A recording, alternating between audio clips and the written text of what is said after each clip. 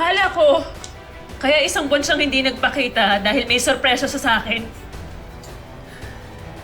Ibang babae na pala yung ihahatid sa altar. Yung walang yan, magpapakasal na sa iba. Ito yung babae kanina sa school. Ano ibig ko sabihin? Kanina kasi sa eskwelahan ni JJ, muntik masagasaan yung bata. Tapos, lumapit siya sa amin. At ang nakakatakot alam niya yung pangalan ni JJ bago pa man din kami makapagkakilala sa kanya. Paano niya nalaman yun? Ikakauwi lang ni Selena galing abroad. Hindi ko alam, Basta ang sabi niya, nakita niya daw sa ID. Which I doubt kasi naka-jacket yung bata kanina.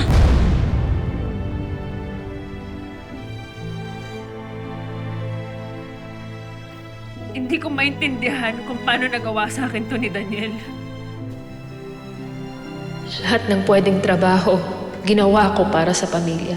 Kahit malungkot sa New Zealand, tiniis ko lahat. Pagod, pangungulila, nag-ipon ako ng husto. Nagpakasagad ako sa pagtitipid. Lahat ginawa ko para sa pamilyang to. Pero basahan ang palang tingin sa akin ni Daniel. Kaya si Kuya Daniel, lahat ng damit niya papakain ko sa kanya bago natin siya palayasin. Hindi. Hindi natin siya palalayasin. Anong hindi? Ate, niloko ka na, tas wala tayong gagawin? Muntik pa mapahamak yung anak mo? Isang buwan na nandito si Daniel. Pero ngayon lang siya nagpakita sa atin. Tapos si Selena nagpakita sa school ni JJ. May plano sila, Jelay. Gusto nilang kunin yung anak ko. Ay, sa ano? Naging kaibigan ko si Selena.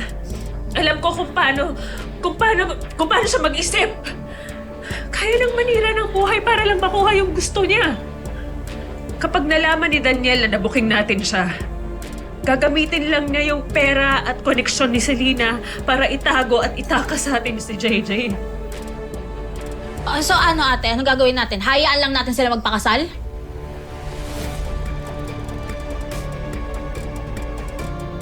Pero kung aantayin natin ang mismong kasal, may ebidensya tayong pangahawakan para makulong sila. Pinaglaruan nila tayo, di ba? Kaya makikipaglaro din tayo sa kanila. Han, Kanina ka pa ba dyan? kakarating ko lang din. Gusto ka na? Han, Sorry.